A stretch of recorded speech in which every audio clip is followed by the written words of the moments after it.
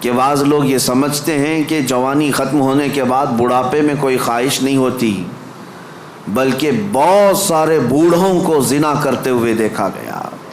اور میرے آقا صلی اللہ علیہ وسلم فرماتے ہیں روئے زمین کے سب سے بدترین لوگ ہوں گے وہ جن کی طرف قیامت کے دن اللہ نظر بھی نہیں فرمائے گا۔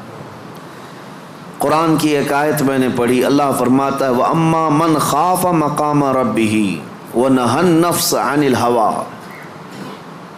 اور وہ شخص جو اپنے رب کے حضور کھڑے ہونے سے خوف کیا، ڈر گیا، وَنَهَى النَّفْسَ عَنِ الْهَوَىٰ، اور خواہشات نفسانی کے خلاف کیا، نفس کچھ اور چاہ رہا تھا، تم اس کی طرف نہ جا کر اللہ کے حضور کھڑے ہونے کا تمہارے دل میں احساس پیدا ہوا، خوف آ گیا۔ اس کا اجر جانتے ہو کیا ہے؟ قرآن کہتا ہے فَإِنَّ الْجَنَّةَ هِيَ الْمَأْوَىٰ، تو ایسے آدمی کا ٹھکانہ تو جنت ہی ہے، اس کا ٹھکانہ سیدھے جنت ہے۔ خواہشات نفسانیہ یہ ہر ایک کو دی گئی ہیں، یہ انسان کے ساتھ ساتھ چل رہی ہیں، اسی سے جنگ ہماری پوری کنٹینیو موت تک چلتی رہتی ہے۔ دنیا میں دوست بھی بنتے ہیں، دشمن بھی بنتے ہیں، دوست چھوٹ سکتے ہیں اور دشمن ختم بھی ہو سکتے ہیں، لیکن تمہارا نفس تمہاری موت تک ساتھ رہتا ہے، ہر گھڑی ساتھ رہتا ہے۔ وہ نفس ہمارے ساتھ ہے جس نے شیطان کو بھی گمراہ کیا۔ آپ سوچ سکتے ہیں ہر برے کام میں ہم یہ کہتے ہیں کہ شیطان نے بہکا دیا، شیطان نے بہکا دیا، یہی کہتے ہیں، نماز نہیں پڑھے شیطان ورغلایا، بہکایا، صبح نماز میں نہیں آئے شیطان سلا دیا۔ مجھے یہ بتاؤ آدم علیہ السلام کو سجدہ کرنے سے جو شیطان نے انکار کیا اس کو کس نے منع کیا؟ ساری دنیا کو شیطان بہکاتا ہے تو شیطان کو کون بہکایا؟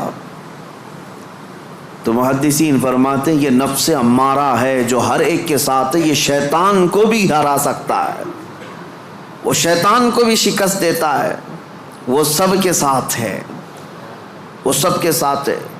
اس نفس کو، اس خواہشات کو اگر کوئی چیز دنیا میں کنٹرول کر سکتی ہے تو صرف ذکر اللہ ہے، اللہ کا ذکر اسے قابو میں رکھ سکتا ہے۔ باقی اس قدر خطرناک ہے خواہشات نفسانیہ کہ بعض لوگ یہ سمجھتے ہیں کہ جوانی ختم ہونے کے بعد بڑھاپے میں کوئی خواہش نہیں ہوتی، بلکہ بہت سارے بوڑھوں کو زنا کرتے ہوئے دیکھا گیا۔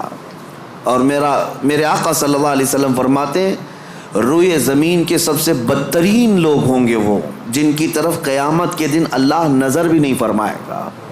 کچھ لوگوں کے بارے میں حدیث میں ہے قیامت کے دن رب تعالیٰ ان کی طرف نظر بھی نہیں فرمائے گا۔ یہ کون لوگ ہیں جو بڑھاپے میں بھی جا کر گناہ نہ چھوڑ سکے؟ اور وہ کون سے بوڑھے ہیں جو بڑھاپے میں بھی نہیں چھوٹ سکے ان سے گناہ؟ یہ وہی لوگ ہیں جو خواہشات نفسانی کے غلام تھے۔ مولا علی کرم اللہ وجہہ الکریم فرماتے ہیں اللہ نے ہر ایک کے ساتھ نفس بھی دیا، عقل بھی دیا۔ نفس کیا ہے؟ تمہارے خواہشات، اور عقل تمہیں فیصلہ کر کے بتاتی ہے۔ لیکن حضرت علی کرم اللہ وجہہ الکریم فرماتے ہیں جس کا نفس عقل پر غالب آ گیا اس آدمی سے زندگی میں کبھی خیر نہیں ہوگی، وہ کوئی صحیح فیصلہ نہیں لے سکے گا۔ جس کا نفس اس کی عقل پر غالب آ گیا، اور جس نے اپنے نفس کو ہرا دیا، شکست دیا، تو اس کی عقل اتنی پاورفل ہوتی ہے کہ وہ ہزاروں کو زیر و زبر کر سکتا ہے اور دنیا کے بڑے فیصلے لے سکتا ہے۔ جس نے اپنے نفس کو کنٹرول میں رکھا، اپنے خواہشات کو اپنے تابع رکھا، خود اس کا غلام نہیں بنا،